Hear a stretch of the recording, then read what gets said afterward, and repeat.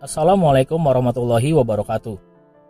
Jumpa lagi dengan saya Aldi di channel Mereka Ada. Dimanapun kalian berada, saya selalu doakan semoga kalian dalam kondisi sehat dan selalu diberikan kemudahan dalam menjalankan berbagai aktivitas.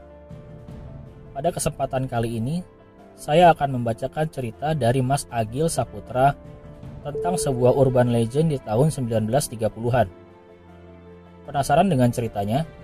Mari kita simak bersama-sama. Nyi Kemala atau Kemolo adalah urban legend yang berkembang di daerah perbatasan Semarang sekitar tahun 1930-an.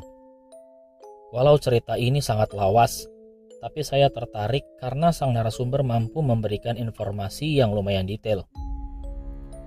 Nyi Kemala dulunya adalah seorang rentenir atau lintah darat. Mungkin jahat dan kejamnya rentenir ini tidak serta-merta hanya ada di TV atau di film saja. Tapi memang kemungkinan pernah ada di dunia nyata. Mungkin Nyi Kemala ini adalah salah satu contohnya. Nyi Kemala adalah seorang lintah darat yang kejam dan terkenal raja tega di masa kejayaannya. Mengandalkan bajul-bajulnya atau debt collector yang selalu patuh melaksanakan semua perintah tuannya. Tak segan para bajul ini menghajar, mengambil paksa barang dari orang yang tidak mampu membayar hutangnya. Tak terhitung lagi berapa kehidupan yang dihancurkan oleh Nyi Kemala ini. Tapi memang kata pepatah Jawa, sopo nandur mesti bakalan ngunduh. Siapa yang menanam pasti akan menuai. Menuai akibat dari perilakunya sendiri. Nyi Kemala sang raja tega menemui ajalnya dalam keadaan gila dan bangkrut. Di desa sekitaran Sumowono perbatasan Semarang, tempat Nyi Kemala tinggal. Dia sudah terkenal sebagai lintah darat yang cukup jaya. Pada awalnya warga desa tidak ada yang mempermasalahkannya. Nyi Kemala, janda tanpa anak ini awalnya bergerak sendiri, ekspansi menawarkan pinjaman dan menagihnya sendiri. Tentu dengan bunga yang beranak yang sangat tinggi. Tapi karena mungkin minimnya pendidikan tahun itu, mereka mau-mau saja ditawari pinjaman dengan bunga tinggi itu. Asal dapat uang cepat, alhasil tak sedikit juga orang-orang sekitar Nyi Kemala yang terjerat. Nyi Kemala memang terkenal galak dalam menagih hutang kepada debiturnya yang macet. Tapi hanya sekedar galak lewat perkataan saja. Sampai akhirnya di sekitaran tahun 1930-an terjadi gagal panen besar-besaran di desa itu. Hampir semua tanaman padi di desa itu terserang hama wereng. Tentu saja ini mempengaruhi setoran pinjaman dari Nyi Kemala. Karena tidak sedikit juga para petani yang mengalami gagal panen itu adalah debitur dari Nyi Kemala. Awalnya Nyi Kemala tetap mencoba untuk menagihnya sendiri. Tapi karena memang debiturnya dalam masa sulit, dari sinilah kekejaman itu mulai nampak. Nyi Kemala mulai memperlihatkan ketamakannya. Walau gagal panen adalah alasan yang cukup masuk akal untuk menunda pembayaran, tapi bukannya memberikan toleransi, justru Nyi Kemala malah mulai mempekerjakan para bajul-bajul untuk membantu Nyi Kemala menagih hutangnya. Dipekerjakannya para bajul-bajul ini bak petaka bagi para peminjamnya. Mereka semakin hari semakin tidak manusiawi. Tak jarang mereka menganiaya para peminjamnya yang belum bisa membayar. Mengambil paksa barang yang bernilai yang rata-rata adalah hewan ternak. Sampai akhirnya ada satu kejadian. Saat Nyi Kemala dan para bajulnya menagih salah satu peminjamnya. Sebut saja Pak Karmat. Pak Karmat ini adalah petani biasa. Beliau tinggal bertiga dengan istri dan satu anaknya. Bisa ditebak, Pak Karmat ini adalah salah satu korban dari sekian banyak petani yang mengalami gagal panen waktu itu. Dan sepertinya Pak Karmat ini sudah tidak bisa lagi membayar. Karena bunga dan dendanya yang semakin hari semakin meningkat karena pembayaran yang tertunda. Akhirnya harta bendanya habis hanya untuk membayar bunganya saja. Itu pun pasti belum lunas. Karena bisa jadi pembayaran yang telat membuat jumlah bunganya melebihi pinjamannya. Tak ada lagi barang bernilai yang bisa diangkut oleh Nyi Kemala. Satu-satunya benda bernilai yang dilihat Nyi Kemala adalah rumah Pak Karmat. Dan tanpa ragu, Nyi Kemala menyuruh Pak Karmat serta keluarganya untuk angkat kaki dari rumahnya sendiri. Tentu saja mereka tidak rela. Terjadilah negosiasi panjang tapi tetap tidak menemui kesepakatan. Pak Karmat memohon untuk meminta waktu lagi kepada Nyi Kemala. Tapi dengan tega Nyi Kemala berkata, "Pokoknya 3 hari kalian harus pergi dari rumah ini," sambil berlalu meninggalkan tempat itu. Nyi Kemala terus mengomel, diiringi dengan para bajul-bajulnya yang pecicilan itu. Tetangga yang melihatnya karena mendengar keributan itu pun dibentaknya. "Bubar! Ini contohnya kalau kalian ingkar janji kepadaku." Singkat cerita, tepat 2 hari 3 malam atau menuju 3 hari, rumah Pak Karmat kebakaran. Beliau, istri, serta 1 anaknya tewas ikut terbakar dalam kejadian itu. Warga desa yang tahu kejadian itu mulai menduga-duga ada yang janggal dari kebakaran ini. Kejadiannya itu belum begitu malam, atau sekitar jam 8 sampai jam 9 malam. Dan tetangga sebelahnya juga tidak mendengar keributan dari dalam rumahnya. Yang terbakar juga cuma bagian kamar saja, yang mana itu adalah tempat jasad Pak Karmat dan keluarganya ditemukan terbakar. Walau curiga kalau keluarga Pak Karmat ini dibunuh dulu sebelum dibakar, dan kecurigaan ini pasti hanya menuju pada 1 nama, yaitu Nyi Kemala dan antek-anteknya. Beberapa hari kemudian warga yang marah kemudian melaporkan kecurigaannya kepada kepala desa. Datanglah warga desa beramai-ramai ke rumah Nyi Kemala. Tapi di situ dengan santai dan meyakinkan, Nyi Kemala menyangkal kalau dia terlibat dengan kematian Pak Karmat dan keluarganya. Warga juga ditantang untuk menunjukkan buktinya. Tapi karena itu cuma sebatas kecurigaan, warga juga bingung bagaimana cara membuktikannya. Yang jelas, warga sangat yakin kalau Nyi Kemala ada hubungannya dengan kematian keluarga Pak Karmat. Hari pun berlalu. Pasca kematian keluarga Pak Karmat sekitar 1 sampai 2 bulan, kecurigaan warga semakin menguat karena para bajul-bajul itu pergi meninggalkan Nyi Kemala. Ditambah, Nyi Kemala sudah jarang terlihat di desa berkeliling menagih hutang-hutang debiturnya. Singkat cerita, beberapa hari kemudian di suatu malam, warga mendengar suara teriakan. Tak begitu keras tapi terdengar jelas. Terlihat kepulan api dari kejauhan. Rumah besar di pojok desa yang sedikit berada di lembah itu kebakaran. Itu adalah rumah Nyi Kemala. Warga berbondong-bondong mendatangi rumah Nyi Kemala. Masih terdengar teriakan, tapi karena kebakaran sudah menjalar kemana-mana, warga tidak bisa berbuat banyak untuk menyelamatkan Nyi Kemala. Perlahan teriakan itu hilang bersama kobaran api yang melahap habis rumahnya. Nyi Kemala meninggal terbakar bersama rumahnya, persis seperti keluarga Pak Karmat. Dari sinilah cerita teror hantu yang diduga kuat adalah Nyi Kemala itu dimulai. Saat api mulai padam, barulah warga berani masuk ke dalam rumah itu. Benar-benar luluh lantah, seperti tak ada yang tersisa. Warga pun mulai mencari di setiap sudut di mana Nyi Kemala. Rumahnya memang sangatlah besar, dan belum ada warga yang pernah masuk sejak rumah itu berdiri. Akhirnya setelah pencarian, ditemukanlah Nyi Kemala di dalam kamarnya dengan kondisi mengenaskan. Jasadnya sudah hangus terbakar, matanya melotot, mulutnya terbuka, dan mirisnya lagi ia terbakar dalam keadaan menggenggam gentong di tangan kanan dan kirinya, yang mana di gentong itu masing-masing berisikan uang dan perhiasan. Warga cuma bisa mengelus dada. Seandainya dia tidak memikirkan hartanya, mungkin dia masih bisa selamat. Pasalnya jendela kamar itu terbuka lebar. Kalau saja Nyi Kemala sempat lompat, mungkin masih bisa selamat dari kebakaran itu. Tapi apakah itu penyebabnya? Warga juga tidak tahu pasti. Awalnya, entah baik atau tidak, kematian Nyi Kemala tentu membuat banyak orang beruntung, terutama para peminjamnya. Karena dengan kematiannya, mungkin mereka tak perlu mengembalikan uang yang dipinjamnya. Tapi kenyataannya tidak begitu.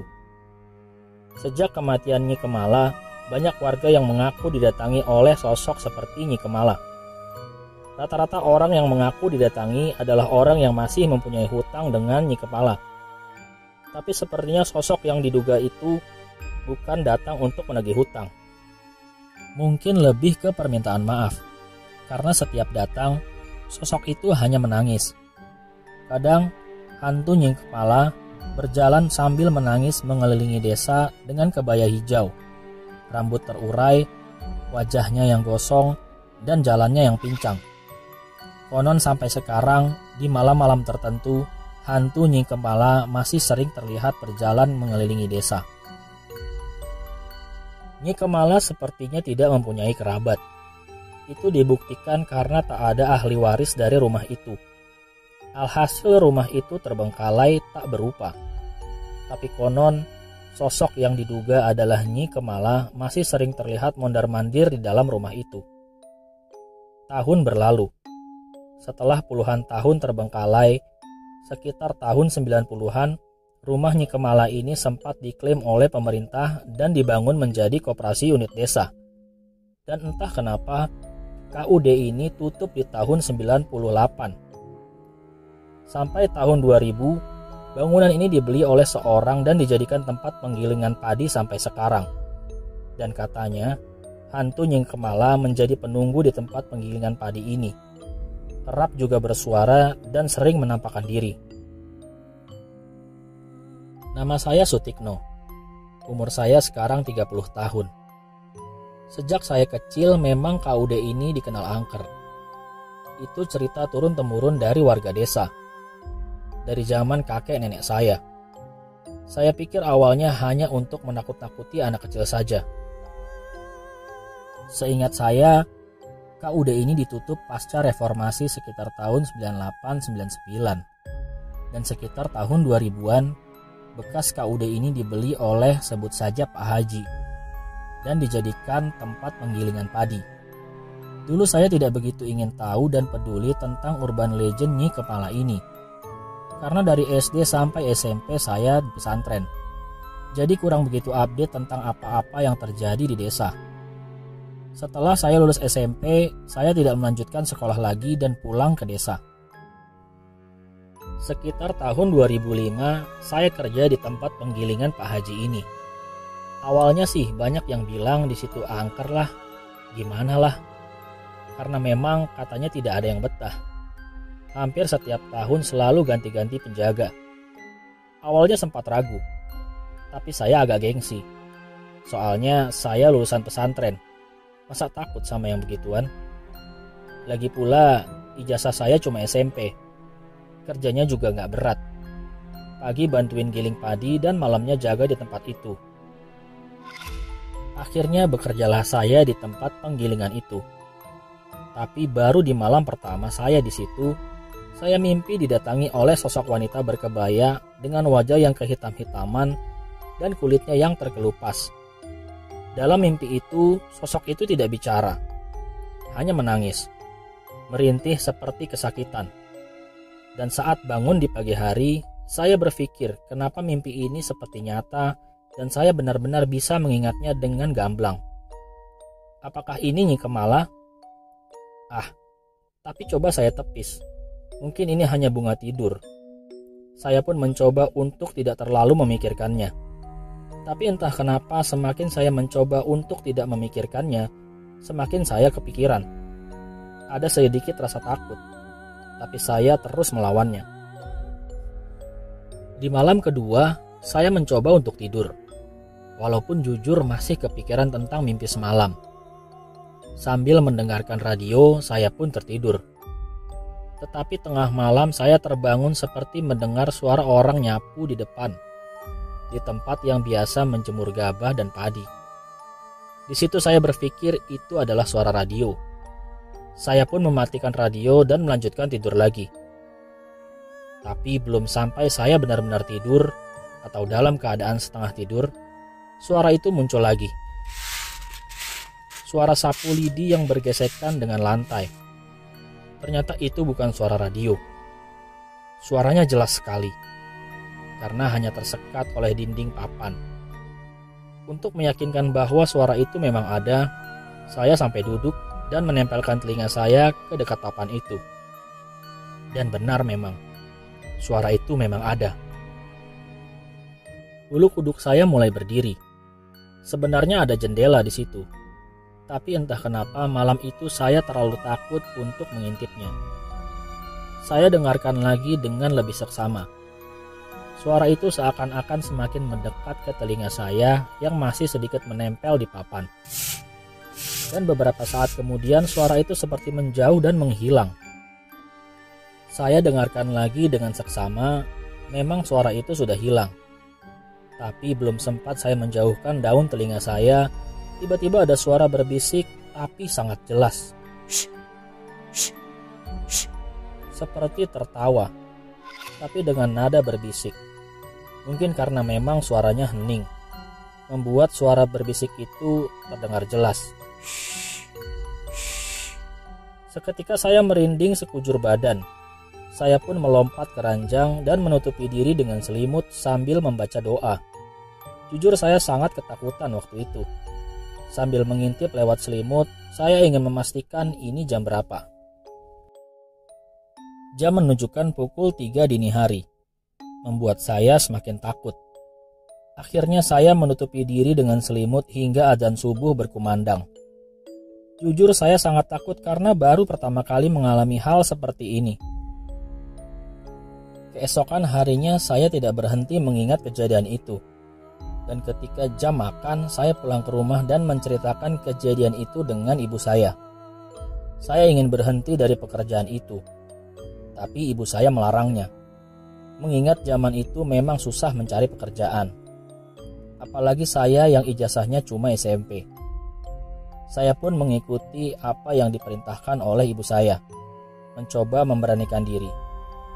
Singkat cerita, di malam ketiga gangguan itu muncul lagi, tapi dalam bentuk lain. Pola gangguannya hampir persis seperti sebelumnya, yaitu selalu membangunkan saya di tengah malam. Jadi malam itu saya terbangun karena mendengar suara berisik dari dalam gudang yang berada persis di samping kamar. Saya kira tikus yang menggerogoti gabah. Saya pun bergegas untuk mengeceknya. Tapi ketika sampai di depan pintu, perasaan saya mulai bergejolak. Sepertinya bukan suara tikus. Suaranya terlalu lembut dan teratur. Tapi saya juga sangat penasaran. Saya mengambil senter dan membuka pintu itu perlahan. Ketika pintu baru setengah terbuka, saya arahkan senter ke sudut yang menurut saya adalah sumber suara. Dan saya pun terkejut. Tepat di ujung yang saya soroti, terlihat jelas sosok berbaju kebaya merah lusuh dengan rambut terurai, sedang memainkan gabah dengan tangannya. Seketika itu tubuh saya tidak bisa bergerak. Lidah seperti kelut, tak bisa berucap apalagi berteriak. Sosok itu membungkuk, tak terlihat wajahnya, tapi tangannya terlihat besar dan berkuku panjang. Saya terus istighfar dalam hati, tapi perlahan sosok itu mulai mendongakkan kepalanya pelan-pelan, dan tubuh saya masih tidak bisa digerakkan. Sampai perlahan wajahnya mulai terlihat, semakin jelas dan semakin jelas. Dan benar saja, sosok itu persis seperti yang mendatangi saya dalam mimpi tempo hari. Sosok itu perlahan mulai menatap saya dan tersenyum menyeringai. Dengan sorotan lampu senter saya tepat di wajahnya seperti tembus, tapi wajahnya itu tetap terlihat jelas. Saya terus berdoa di dalam hati, tetapi tetap saja tubuh ini sulit untuk digerakkan. Sosok itu perlahan berdiri sambil menatap saya. Berdiri, kemudian terbang dan menghilang. Baru setelah itu tubuh saya bisa bergerak. Langsung saya banting pintu dan menelungkup di kasur. Saya masih terus berdoa dan menangis. Sungguh itu ketakutan yang luar biasa. Keesokan harinya saya pulang ke rumah dengan demam tinggi. Saya bercerita lagi dengan ibu saya, tetapi ibu saya tetap memohon agar saya tidak berhenti bekerja di situ. Yang pada akhirnya tetap saya turuti kemauan dari ibu. Tapi dengan syarat saya mau bekerja pada siang hari saja. Jika malam, saya tidak mau tidur di situ. Ibu pun sepakat. Saya izin dengan Pak Haji yang mana beliau adalah yang punya tempat penggilingan itu. Saya mencari 1000 alasan selain kejadian menyeramkan itu. Karena Pak Haji adalah orang yang sangat tidak percaya dengan hal-hal seperti itu. Tapi alhamdulillah Pak Haji mengizinkan saya bekerja pada siang hari saja. Walaupun itu akan mengurangi pendapatan saya. Tapi paling tidak saya masih punya pekerjaan. Alhamdulillah kerjaan itu masih bertahan sampai sekarang. Dan saya tidak diganggu lagi oleh hantu yang diduga adalah Nyi Kemala itu.